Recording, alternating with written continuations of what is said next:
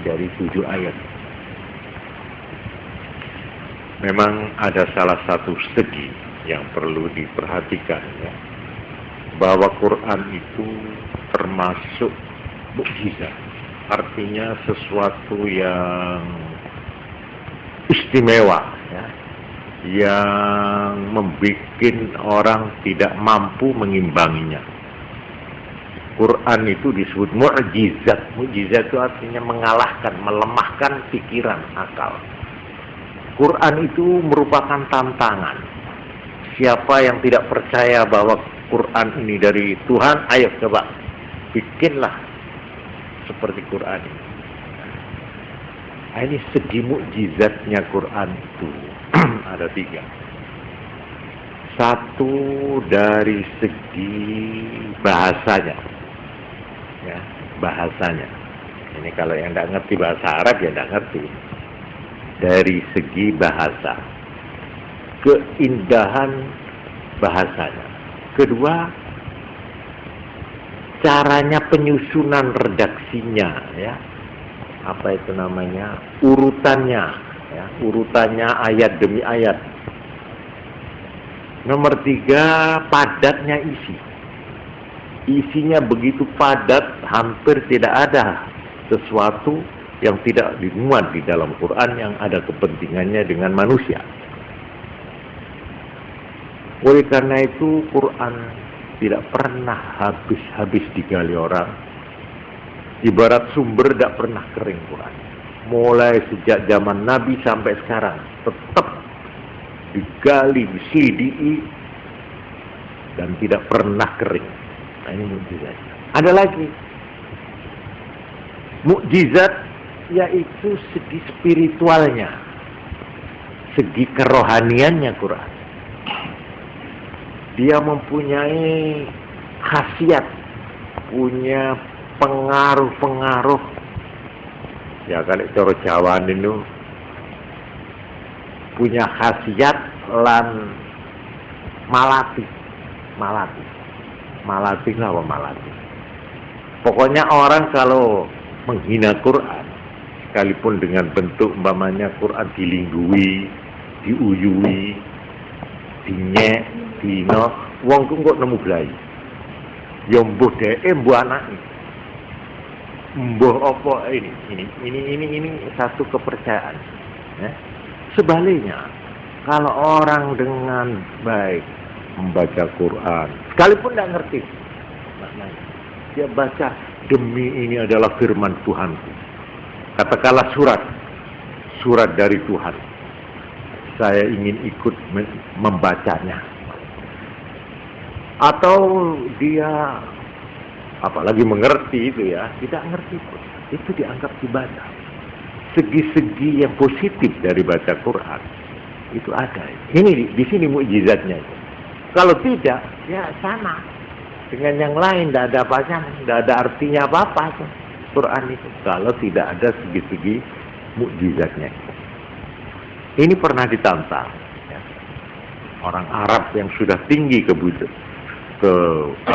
kesusastraannya itu, suruh bikin satu surat saja. Itu ternyata sampai sekarang tidak ada yang sanggup yang memenuhi syarat-syarat keindahan, kesusastraan dan kesenian, ya, bahasa Arab ini. Jadi saya kembali lagi. Sabda Nabi ini tentang Fatihah ini saya kebetulan baca, kok saya pikir-pikir ini, ya. Ini dari Ibnu Abbas. Ada lagi ini yang mengenai Fatihah ini. Dari Imran bin Husain, seorang sahabat Nabi. Ya, coba dengarkan aja lah. Saya tirukan nih. Fatihatul Kitabi wa ayatul kursi. Fatihah Quran dan ayat kursi. La yaqra'uhu ma 'abdun. Tidak membaca keduanya abdun, seorang hamba, fi darin, di dalam satu rumah, baca Fatihah dan ayat kursi di rumah, fayusibahum dzalikal yauma, kok rumah itu penduduknya terkena pada hari itu oleh ainu insin au jinnin, oleh gangguan manusia atau jin, tidak bisa. Itu artinya orang baca Quran dan ayat kursi, ya, Fatihah dan ayat kursi itu mempunyai kekhususan, itu ditakuti atau menjadi penangkal daripada kekuatan-kekuatan gaib dari setan dan jin. Oleh karena itu ada ini dari Abu Sa'id Al-Khudri, sahabat Nabi. Itu waktu ada orang sakit. Ini zaman Nabi itu, dia keliling. Ya, jalan-jalan sampai di satu desa, kepala desanya itu sakit, sudah lama. Sudah ada obat. Nah ini si sahabat Abu Sa'id ini ada dengan teman-temannya. Terus orang yang punya rumah itu putusan, coba-coba barangkali sahabat Nabi itu bisa mengobati gitu. Terus akhirnya disilahkan.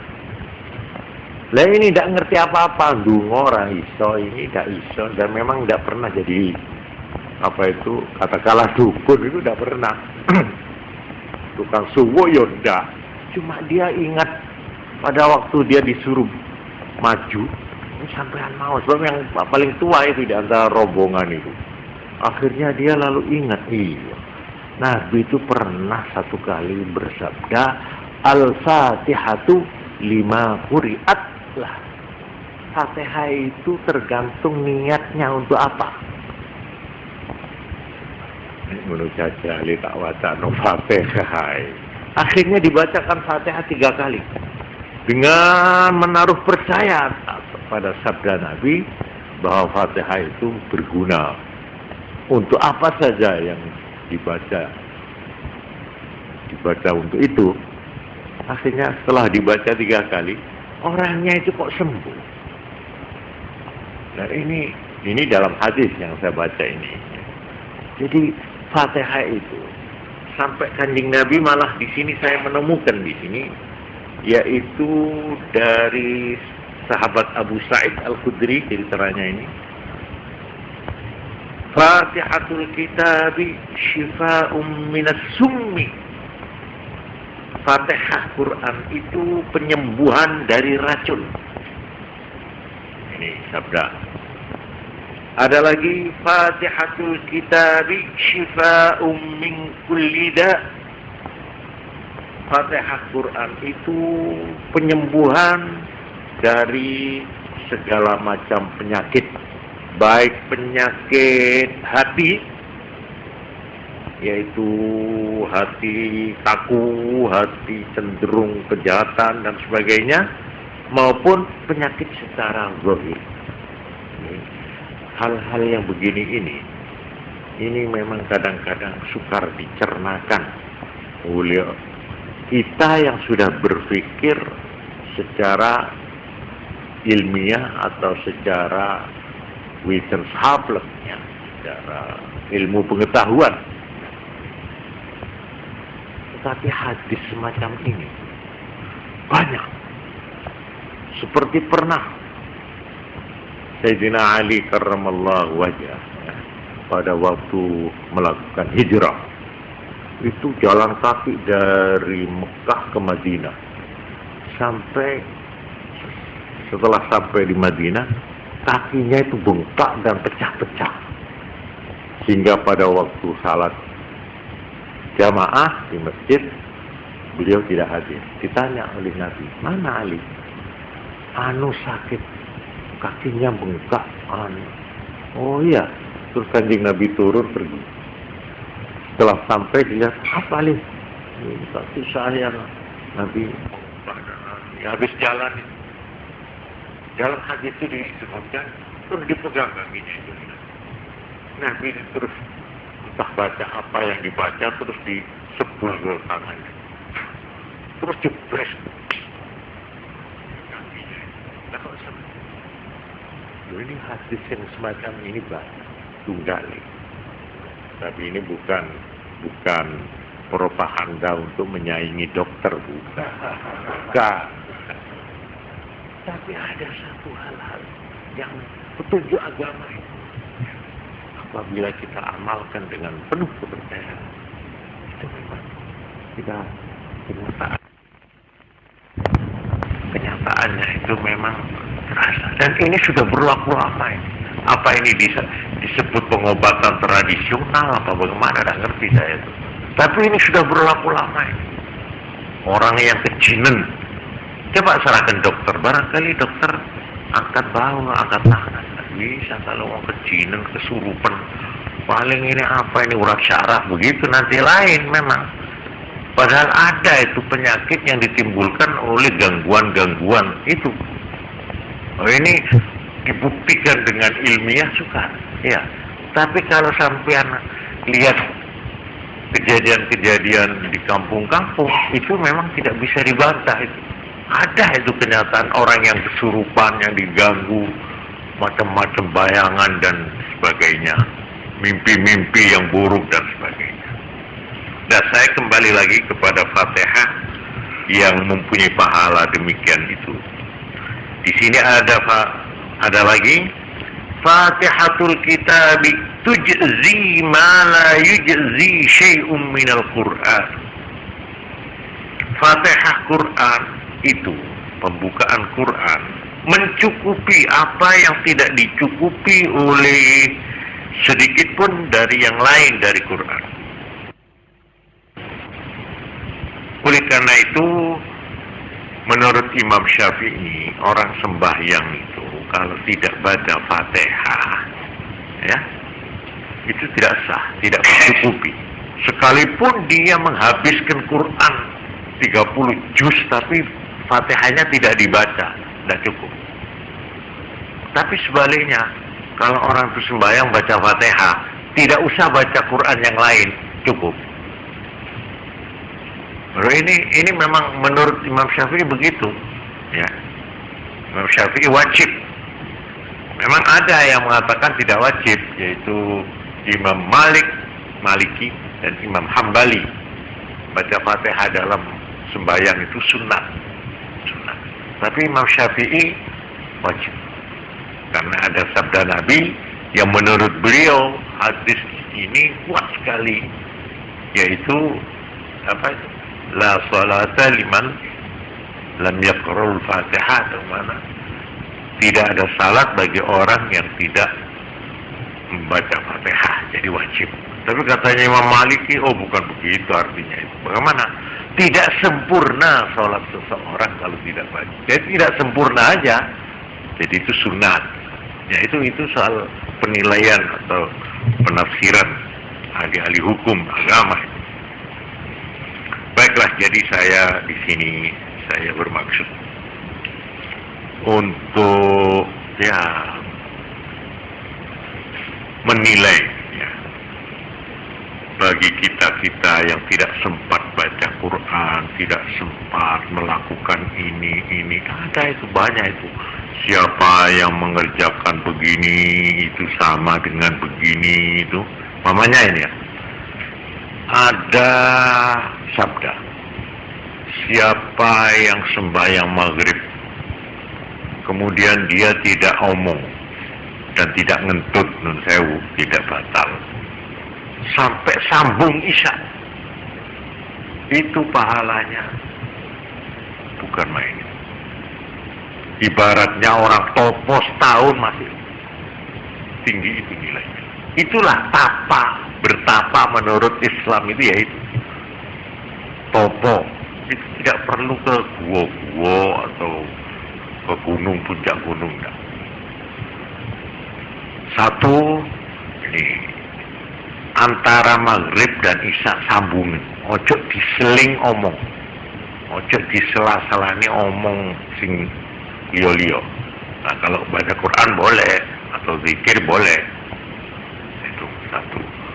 Dua, nek bar salat subuh ojo omong, ojo batal nganti terbit matahari.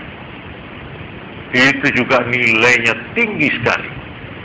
Ya, ini saya hanya sekedar contoh. Topo lagi yang menurut Islam, yaitu yang namanya i'tikaf. Orang yang berdiam di masjid, sekalipun hanya sebentar, dengan niat i'tikaf. I'tikaf itu ibadah, baik buat wanita juga bisa. Jadi kalau kita ingin mengheningkan hati, pikiran, atau mengheningkan cipta, caranya masuk ke masjid dengan niat i'tikaf. Jadi waktu masuk ke masjid itu saya niat i'tikaf. Ya. Diam aja sudah, tidak usah sembahyang, tidak usah baca-baca, diam duduk. Itu sudah diberi pahala seperti bertapa itu sudah. Ya. Itu namanya i'tikaf. Tapi biasanya kita kalau i'tikaf itu hanya bulan Ramadan ya, tanggal selikur. Tapi sebenarnya tidak, kapan saja. Dan i'tikaf itu tidak perlu berjam-jam, tidak. Jadi umpamanya kita waktu Jumat itu ya, kita masuk masjid, niat i'tikaf. Jadi selama kita berada di masjid itu namanya sudah melakukan i'tikaf. Ya inilah antara lain yang semacam ini, ajaran-ajaran semacam ini memang banyak. Baiklah, ini saya kira sekedar untuk mengisi pengajian saya malam ini, yang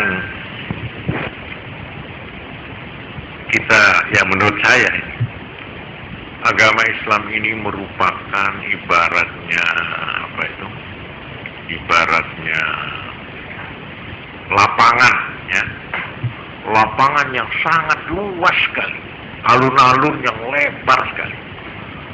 Semua orang dengan segala macam jabatan atau pekerjaannya, dengan segala macam tingkat berpikirnya, mulai dodol tape sampai profesor, mulai sing dodol jangan sampai sarjana-sarjana, semua mendapat bagian yang sama dari agama. Seperti ada orang berkata, wong sembahyang ku gak perlu. Lho kok gak perlu? Lho kon maca ora ngerti maknane ngono. Apa perlu nih salatnya orang ngerti sing diwaca? Oh, jadi orang sembahyang itu kalau gak ngerti gak berguna, Pak. Gak berguna. Aduh, kalau begitu bagaimana saya ini? Saya ini anak tani, saya ini orang bodoh. Saya ini orang yang katakanlah cuma saya gak ngerti cara Arab saya ini. Kalau bahasa Inggris bisa, bahasa Jerman bisa, bahasa Arab saya memang gak belajar. Apakah saya kalau sembahyang lalu percuma? Gak sah. Oh, jadi Islam itu hanya untuk orang Arab kaya. Ada yang ngerti Arab, ya.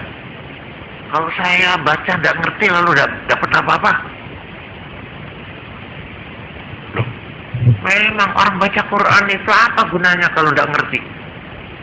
Ada lagi yang berkata, apa gunanya kita itu membaca Quran ngerti tapi tidak dikerjakan?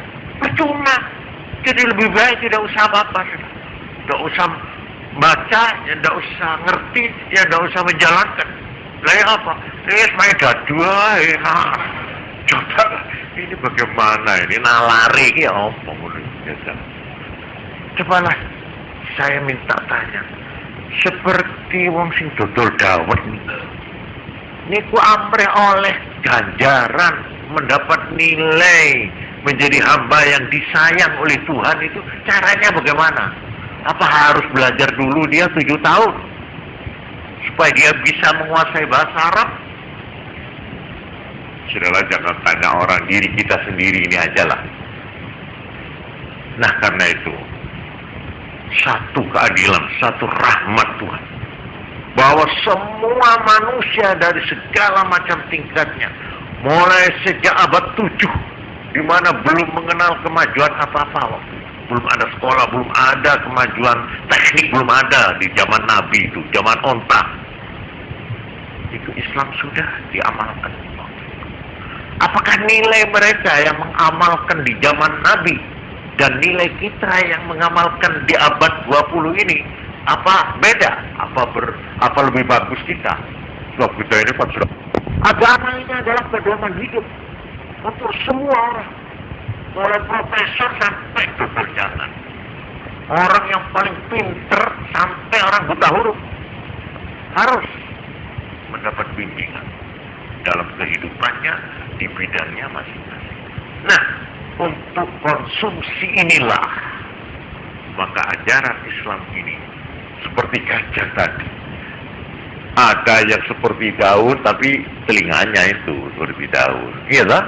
Ada yang luas, ya gampang, yaitu telaline atau butute, iya tak? Tapi ada yang keras tidak boleh ditawar seperti siungnya, ada. Ada yang nek kon arep ngentekno agama, entekno wis sing khusuk, sing mempeng, sing sregep, sing tekun, mesti kon sing kalah. Dudu agamane sing kalah. Padha karo kon arep mikul wetenge gajah. Ayo entekno. Gak bisa. Kamu akan menghabiskan agama, mau kok ijennya agama, supaya kamu jadi orang yang paling agamis, umpamanya. Ya. Sama dengan orang akan menghabiskan banyune segoro. Ayo, kidu entekno. Saking tamake, saking oleh kepingin ngijeni, oleh nimbo, oleh ngangsu, tapi ya sing diangsu kok segoro, ya. Ya, tiwas kesel mati dia itu. Begitu juga agama. Jadi agama itu memberi kesempatan. Karena itu la yukallifullahu nafsan illa wus'aha.